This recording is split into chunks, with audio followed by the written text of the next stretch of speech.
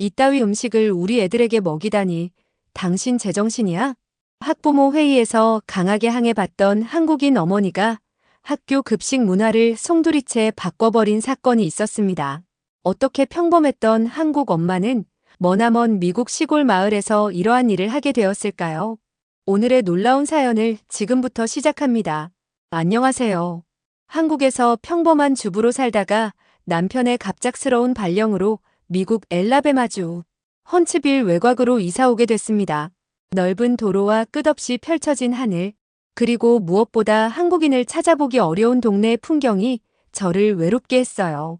우리 가족이 처음 정착한 집은 노란 벽돌로 지어진 2층짜리 단독주택이었습니다. 잔디밭이 넓게 펼쳐진 마당은 분명 한국에서는 갖질 수 없는 공간이었지만 그 넓은 공간이 오히려 저를 더 외롭게 만들었죠. 딸 유진이는 처음에는 모든 것이 신기하다며 좋아했어요. 하지만 학교에 다니기 시작하면서 문제가 생겼습니다. 매일 밤 유진이가 침대에서 뒤척이는 소리가 들렸어요.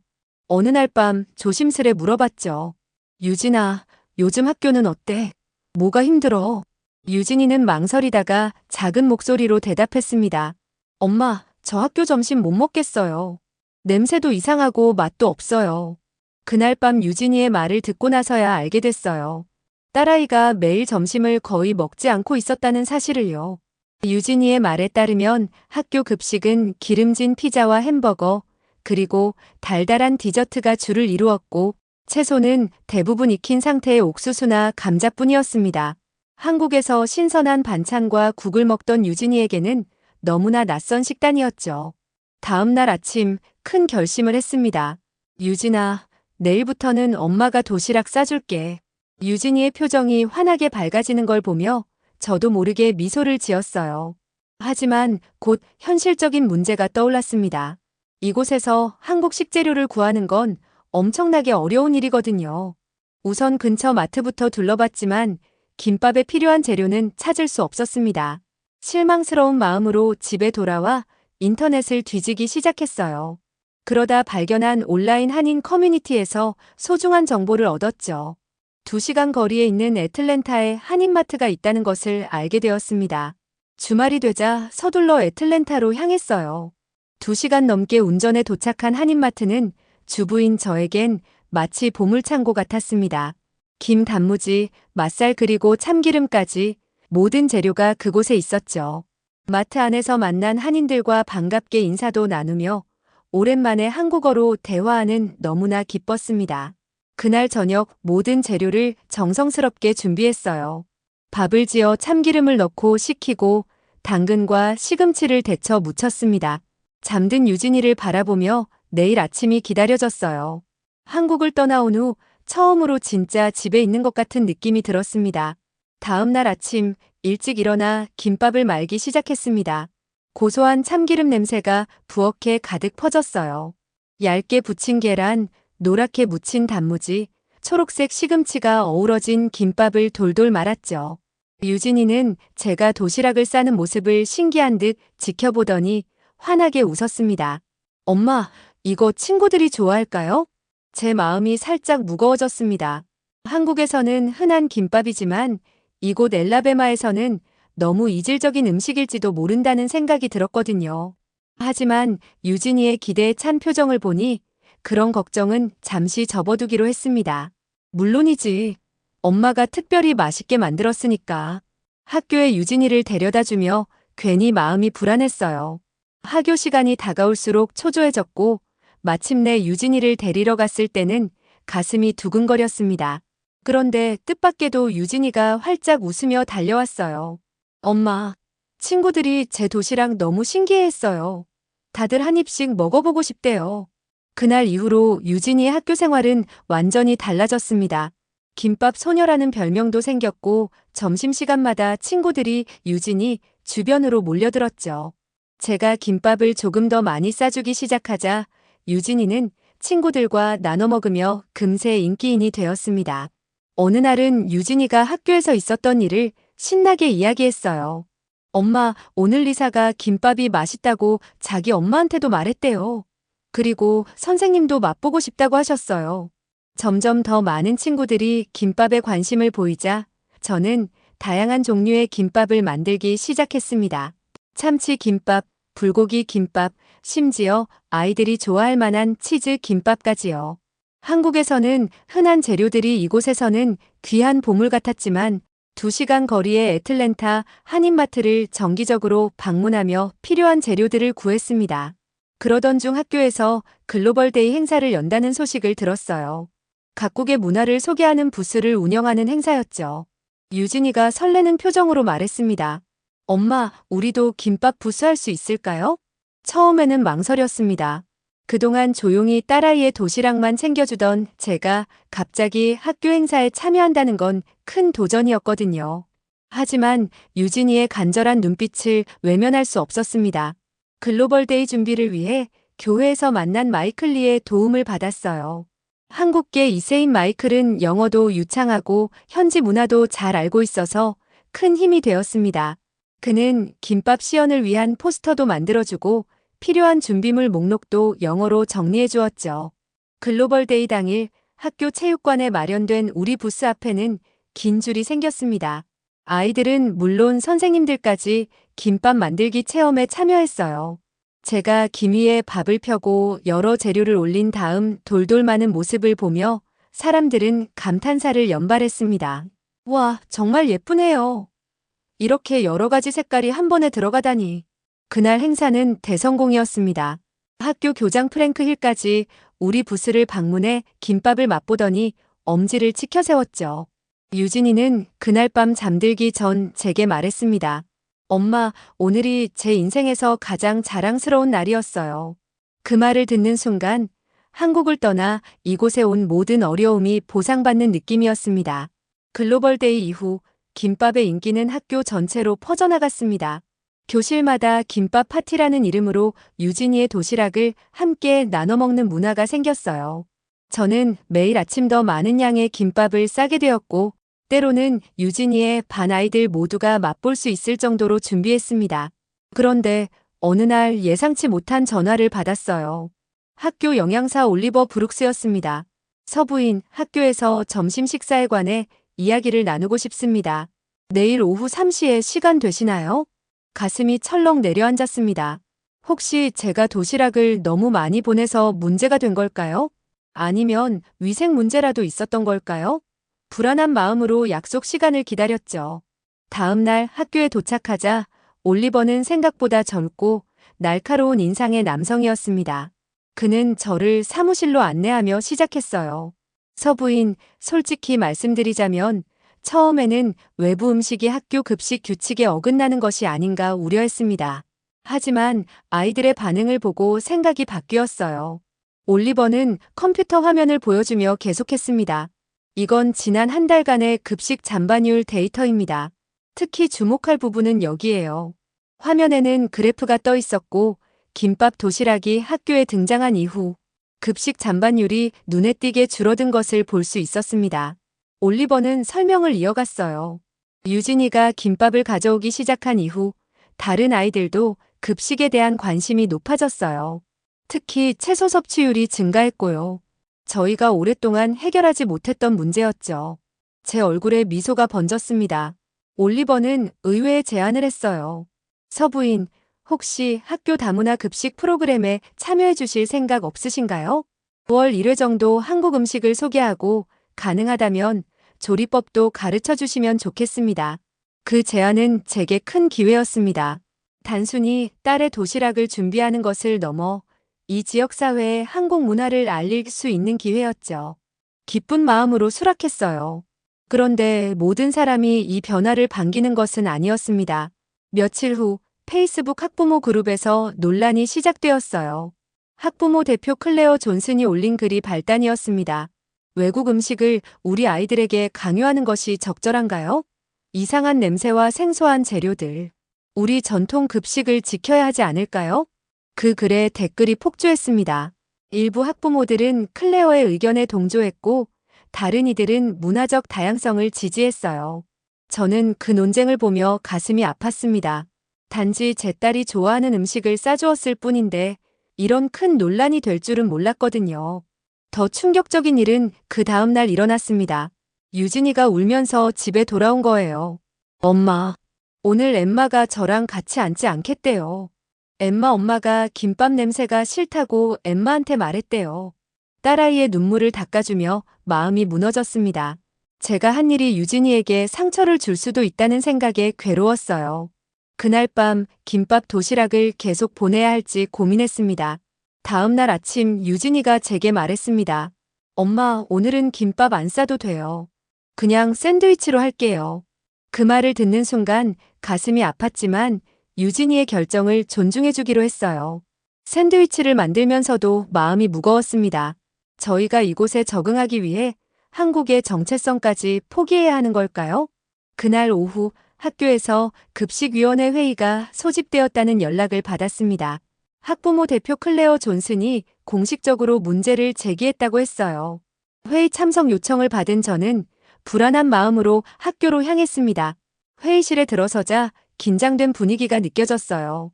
한쪽에는 클레어와 그녀를 지지하는 학부모들이, 다른 쪽에는 영양사 올리버와 교장 프랭크 힐이 앉아 있었습니다. 저는 조용히 빈자리에 앉았죠. 클레어가 먼저 입을 열었습니다. 우리 아이들이 익숙하지 않은 외국 음식을 강요받는 상황이 우려됩니다. 특히 강한 냄새와 생소한 재료들이 아이들에게 불편함을 줄 수 있어요.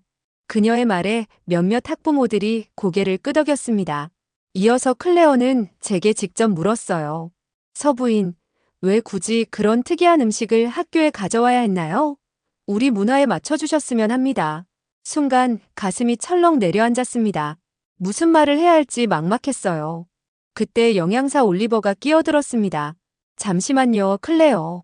사실을 말씀드리자면 김밥이 학교에 들어온 이후 우리 급식 데이터에 긍정적인 변화가 있었습니다. 올리버는 프레젠테이션을 시작했어요. 화면에는 다양한 그래프와 데이터가 나타났습니다. 김밥 도시락이 등장한 날은 잔반율이 역대 최저를 기록했습니다.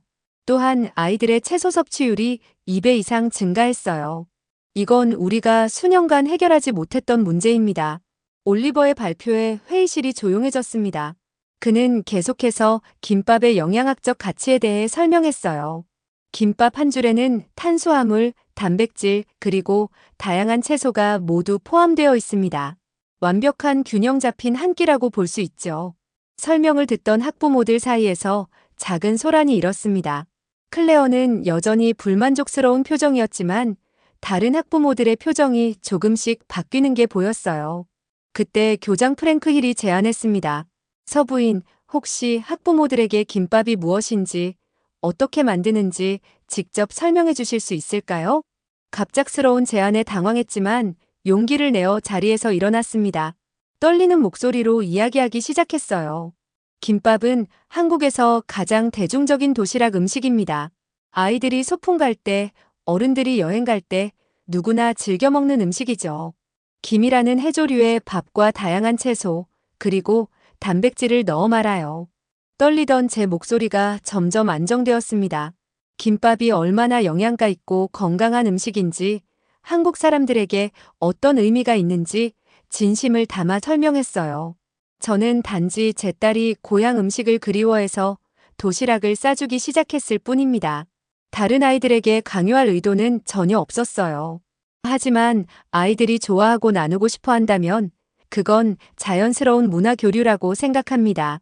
제 말이 끝나고 잠시 침묵이 흘렀습니다. 그때 한 학부모가 손을 들었어요. 저는 엠마 엄마예요. 처음에는 저도 낯선 음식이 걱정됐지만 엠마가 김밥을 먹어보고 싶어 했어요. 결국 한번 맛보게 했더니 이제는 계속 해달라고 하네요. 그 말에 긴장이 조금 풀어지는 것 같았습니다. 하지만 클레어는 여전히 경계하는 눈빛이었죠. 회의는 예상보다 길어졌고 결국 교장 프랭크 힐이 중재안을 제시했습니다. 다문화 급식 프로그램을 파일럿으로 운영해보는 것은 어떨까요? 5월 1회 다양한 나라의 음식을 소개하고 아이들에게 선택권을 주는 거죠. 한국 음식부터 시작해서 멕시코, 인도, 베트남 등 다양한 문화를 경험할 수 있을 겁니다. 대부분의 학부모들이 이 제안에 동의했지만 클레어를 포함한 몇몇은 여전히 불만족스러운 표정으로 회의실을 나갔습니다. 유진이와 다른 아이들의 친구 관계가 이 문제로 어떻게 될지 걱정이 됐어요. 회의가 끝난 후 올리버가 제게 다가와 말했습니다. 서부인, 용기 내주셔서 감사합니다. 다문화 급식 프로그램은 우리 학교에 꼭 필요한 변화라고 생각해요. 함께 준비해봐요. 그의 격려에 조금은 안심이 되었지만 아직 넘어야 할 산이 많다는 것을 알고 있었습니다. 며칠 후 유진이가 학교에서 돌아와 기쁜 표정으로 말했습니다. 엄마, 올리버 선생님이 김밥에 대해 발표했대요. 선생님들이 모두 제 도시락을 보고 싶어 했어요. 그날 저녁 올리버에게서 전화가 왔어요. 서부인, 좋은 소식입니다. 오늘 교직원 회의에서 김밥의 영양학적 가치와 문화적 중요성에 대해 발표했어요. 다문화 급식 프로그램을 주 1회로 확대하자는 제안이 통과되었습니다. 올리버는 김밥 도시락이 있는 날 아이들의 영양 섭취 균형이 좋아졌다는 데이터를 보여주었고, 글로벌 런치 데이 프로그램의 첫 번째 강사로 제게 참여를 요청했습니다. 이틀 후 학교 급식실에서 첫 워크숍이 열렸습니다. 예상보다 많은 학부모와 영양사들이 참석했고, 놀랍게도 클레어도 그 중에 있었어요. 워크숍이 진행될수록 분위기는 편안해졌고, 참가자들이 직접 김밥을 말아보는 시간에는 웃음소리가 넘쳐났습니다. 가장 열심히 참여한 사람은 바로 클레어였어요. 서부인. 솔직히 처음에는 정말 반대했어요. 하지만 제 딸 소피아가 유진이의 김밥이 맛있게 보인다고 했거든요. 오늘 직접 만들어 보니 정말 훌륭한 음식이네요. 앞으로는 다문화 급식 프로그램을 지지하겠습니다. 일주일 후 첫 글로벌 런치데이가 열렸고, 전환점이 된 그날 저는 처음으로 이 낯선 땅에서 진정한 소속감을 느꼈습니다. 글로벌 런치데이의 성공 이후 학교는 더 다양한 한식 메뉴를 시도해보기로 했습니다. 올리버의 요청으로 불고기, 잡채, 김치볶음밥 등의 레시피를 표준화하는 작업을 도왔어요. 작업 중에 지역 언론사의 기자 아만다 워커가 우리 학교의 다문화 급식 프로그램을 취재하고 싶다고 연락해왔습니다. 서부인, 처음에는 단순한 도시락으로 시작했는데 어떻게 이런 큰 변화를 만들어낼 수 있었나요? 저는 그저 제 딸이 학교 급식에 적응하지 못해 굶는 것이 안타까워 도시락을 싸주었을 뿐이에요. 하지만 음식에는 문화가 담겨 있고 사람과 사람을 연결하는 힘이 있다고 생각합니다. 인터뷰 영상은 지역 뉴스에 방영되었고 예상 외로 큰 반응을 얻었습니다. 지역 교육청에서도 관심을 보이기 시작했고 프랭크 교장은 교육청의 다문화 급식 프로그램 자문 역할을 제안했습니다. 이제 매주 화요일은 한식의 날이 되었고 다른 날에는 멕시코, 인도, 베트남 음식 등이 소개되기 시작했어요. 무엇보다 기뻤던 건 유진이가 학교 생활을 진심으로 즐기기 시작했다는 점이었습니다. 다문화 급식 프로그램 시작 3개월 후 학교는 첫 번째 데이터 분석 결과를 발표했습니다. 서부인, 믿을 수 없는 결과가 나왔어요. 다문화 급식 도입 후 잔반율이 40%나 감소했고 학생들의 채소 섭취량은 2배로 늘었어요. 영양사들은 한식의 균형 잡힌 구성에 주목했고 학교 보건교사는 아이들이 간식 시간에 과자 대신 채소 간식을 더 찾는다고 보고했습니다. 한국 음식의 인기가 높아지면서 학교는 K푸드 동아리를 신설했고 유진이는 동아리의 부회장이 되어 한국 음식에 대해 친구들에게 가르쳐주는 역할을 맡았어요. 교육청에서는 엘라베마 전역의 학교 급식 담당자들을 대상으로 한 워크숍에서 제가 강연해달라는 요청도 왔습니다. 200명이 넘는 교직원들 앞에서 발표한 후 많은 사람들이 질문과 조언을 구하러 다가왔어요. 그날 이후로 저는 김밥 엄마라는 별명을 얻게 되었습니다.